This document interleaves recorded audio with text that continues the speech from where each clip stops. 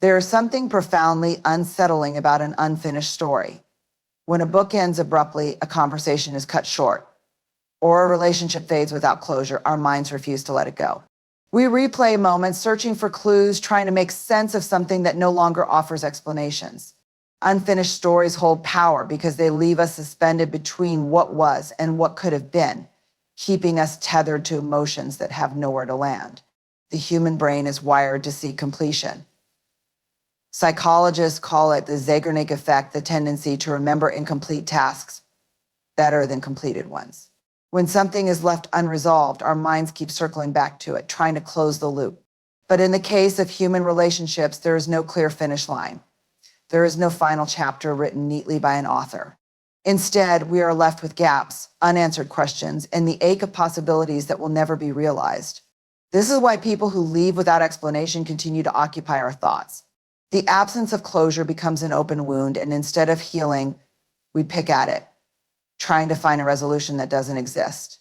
We tell ourselves stories to make sense of what happened, stories about what they might have felt, what they might have meant to say, or what we might have done differently. These narratives aren't necessarily true, but they give us the illusion of control over something that was never in our control to begin with. Unfinished stories also hold power because they distort time. When something is unresolved, it feels as though it is still happening, as though we are trapped in a moment that refuses to move forward. A conversation left mid-sentence will echo in our minds for years. A relationship that ended without a real goodbye will feel strangely unfinished, as though the person could return at any moment to complete what was left undone.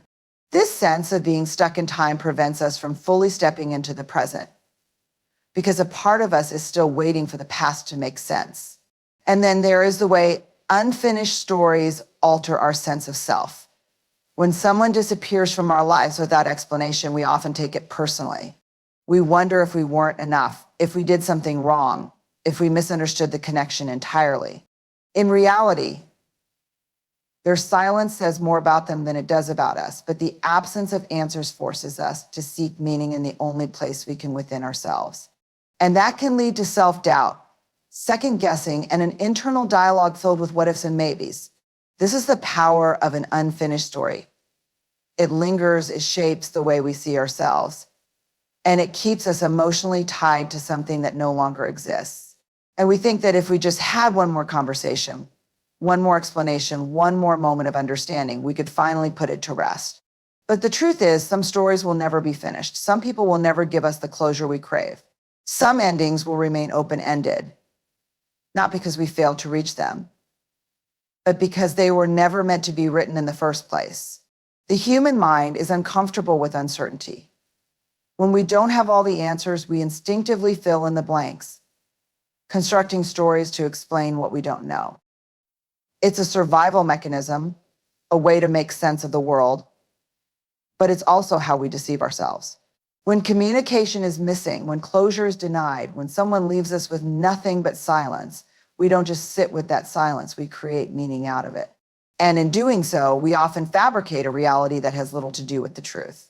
This happens in relationships and friendships, in the quiet spaces where words should be but never arrive.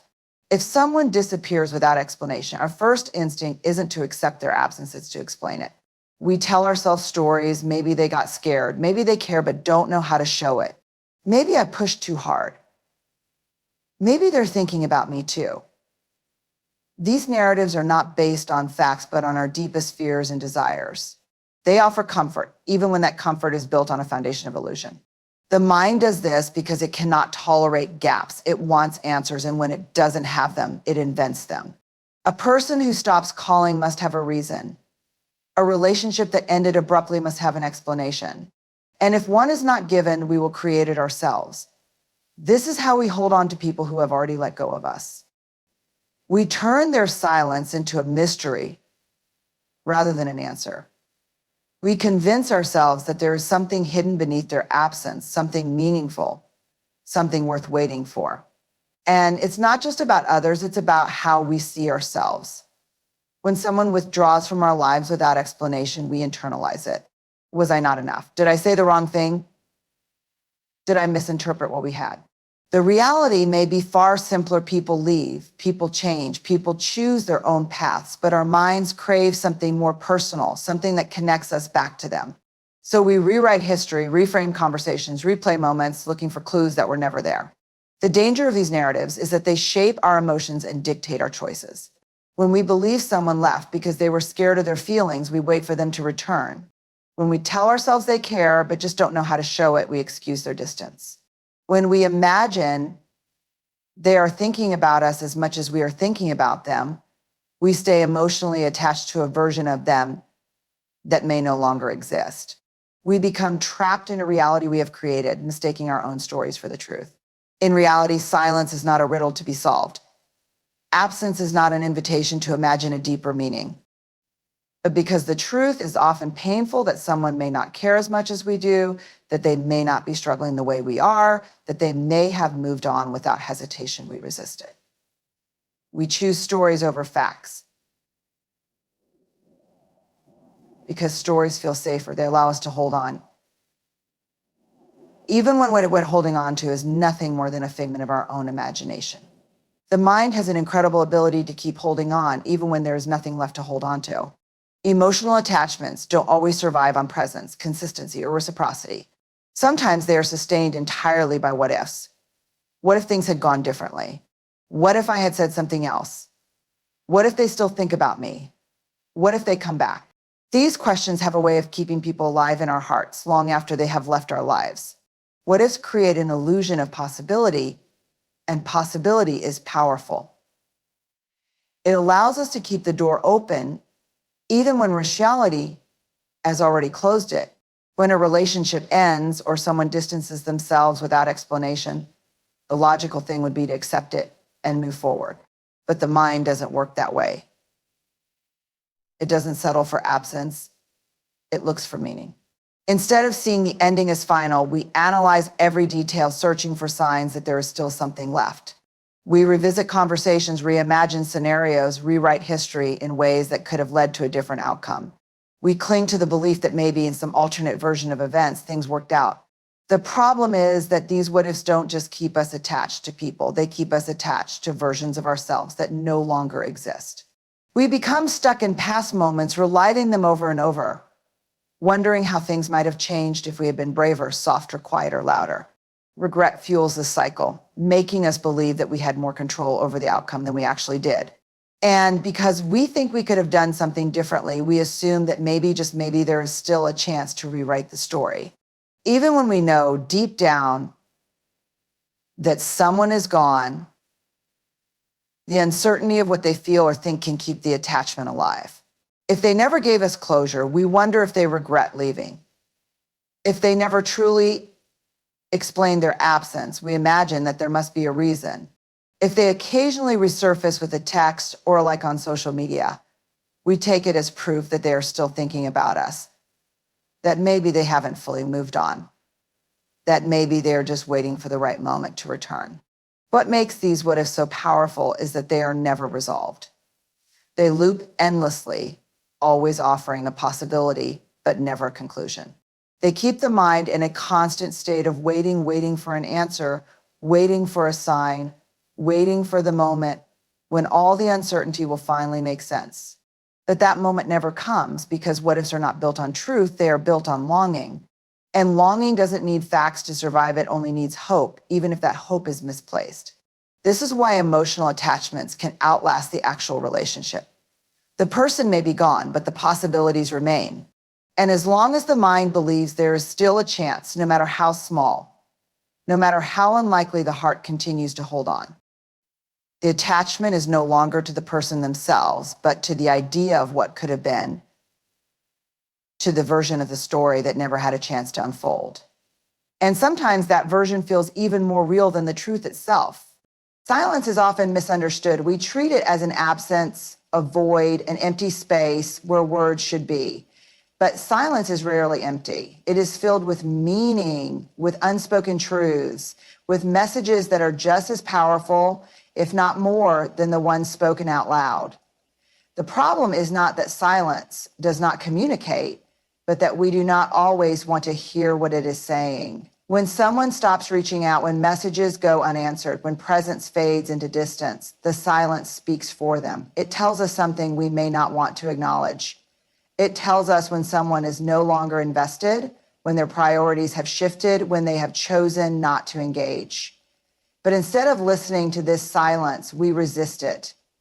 We fill the space with our own assumptions, our own narratives, our own desperate attempts to make sense of what feels like rejection. Silence forces us to sit with uncertainty, and uncertainty is deeply uncomfortable. It makes us question, analyze, overthink. We wonder if we did something wrong, if we misunderstood, if the person is waiting for us to say the right thing to bring them back.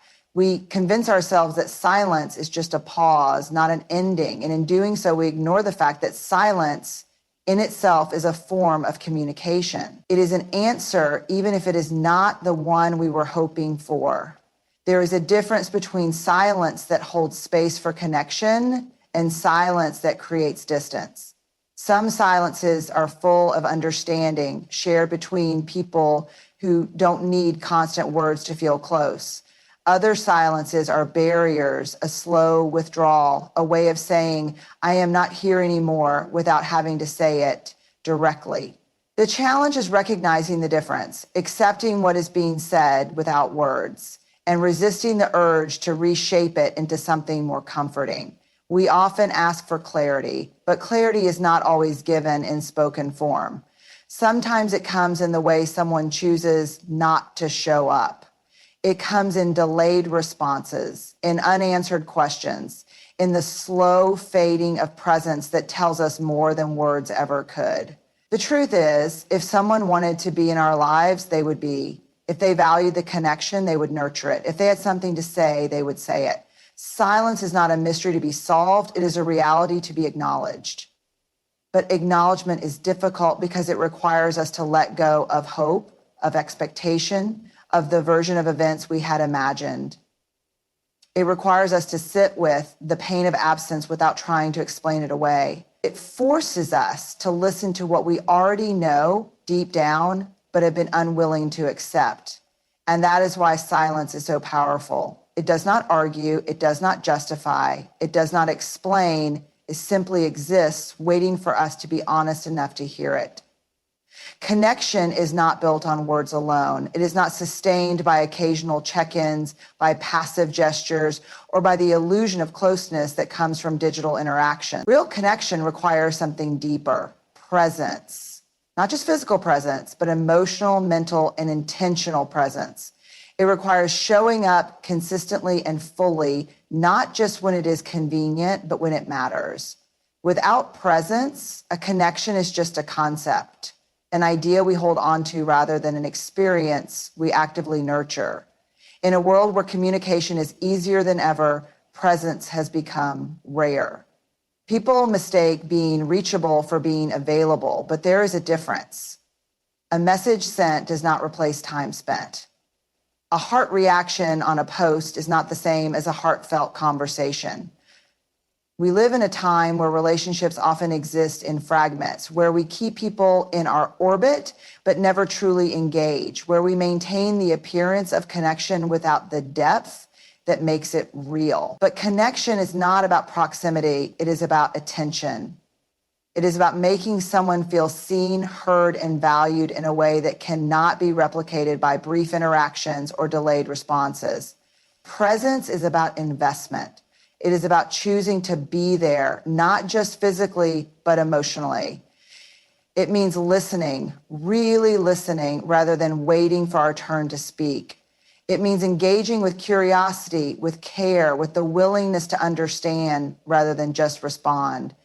It means making space for another person, not just in our schedules, but in our hearts. And that kind of presence cannot be faked. It is either there or it is not. And when it is missing, no amount of words can replace it. One of the hardest truths to accept is that not everyone who claims to care is actually present. Some people linger in our lives without truly showing up. They maintain a thread of communication, just enough to keep us engaged, but not enough to build anything meaningful.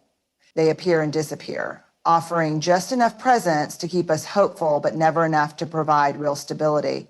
And sometimes we mistake their occasional attention for connection, when in reality, connection requires more than just intermittent effort. It requires consistency. It requires intention. It requires presence that does not waver with convenience.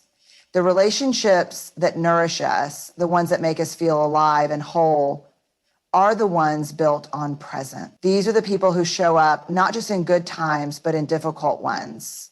Not just when it is easy, but when it is necessary. They are there not just when they have something to gain, but because they value the connection itself. And that kind of presence is what makes a relationship feel safe, stable, and real. We often hold on to people who are not truly present in our lives, believing that their occasional attention is enough. We excuse inconsistency, justify emotional distance, and convince ourselves that connection can exist even when presence does not. But deep down, we know the truth. We feel the emptiness in relationships that lack real presence. We feel the difference between someone who is truly there and someone who is only half in, half out. We know that a connection built on absence is not a connection at all.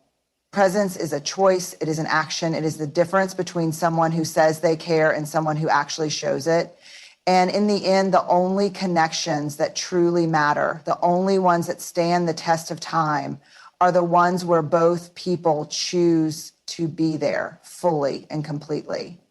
There is something deeply human about the need to be seen, not just looked at, but truly seen. To have someone acknowledge your presence, your emotions, your experiences, and the small details that make you who you are. To be heard is more than just having your words reach another person's ears. It is about feeling that what you say carries weight, that your voice matters, that your thoughts and emotions are not dismissed or overlooked. Too often, we shrink ourselves to fit into spaces where we are not truly valued. We stay in conversations where we are talked over. We remain in relationships where our needs are sidelined. We tolerate environments where our presence feels optional, where we must constantly prove our worth just to receive the bare minimum of attention and care. Over time, this chips away at something essential. It teaches us to question whether we deserve to take up space, whether our thoughts and feelings are important, whether we are asking for too much when in reality, we are only asking for what should be fundamental: acknowledgement, validation, respect. The truth is, you should not have to fight to be heard. You should not have to beg for someone to listen, to care, to show up with the same presence that you so freely give. When you constantly have to explain your feelings to someone who refuses to understand, when you have to ask over and over for someone to make time for you, when you are left wondering if your voice carries any significance in their world, you are not truly being seen or heard. And when that happens, it is not a reflection of your worth, but of their inability to meet you where you deserve to be met. Being heard is not about volume, it is about value. Some people will listen, but only to respond. Some will hear your words, but never absorb their meaning. Some will acknowledge your presence, but never truly engage with you beyond what is convenient for them. And then there are those rare people who listen with their whole being, who make you feel like your words are not just noise, but something that matters. These are the people who make space for you, who hold your thoughts and emotions with care, who make you feel like you never have to fight for attention because their presence is already there, willingly and fully. You deserve that kind of presence. You deserve to be in spaces where you don't have to minimize yourself to be accepted, where you don't have to repeat yourself to be understood, where your feelings are not treated as inconveniences. You deserve relationships where your voice is not just tolerated, but valued, where you don't have to choose between being yourself and being loved, where you don't have to constantly prove your worth to receive the basic dignity of being seen for who you are. It is easy to internalize the idea that maybe you are asking for too much, that maybe if you were quieter, easier, less emotional, more accommodating, then people would listen, would stay, would care. But being heard and seen is not something you should have to earn by making yourself smaller. It is something that should be given freely, because that is the foundation of real connection. And the spaces where you are not heard, where you are not seen, where you have to work tirelessly just to feel like you exist, those are not the spaces meant for you.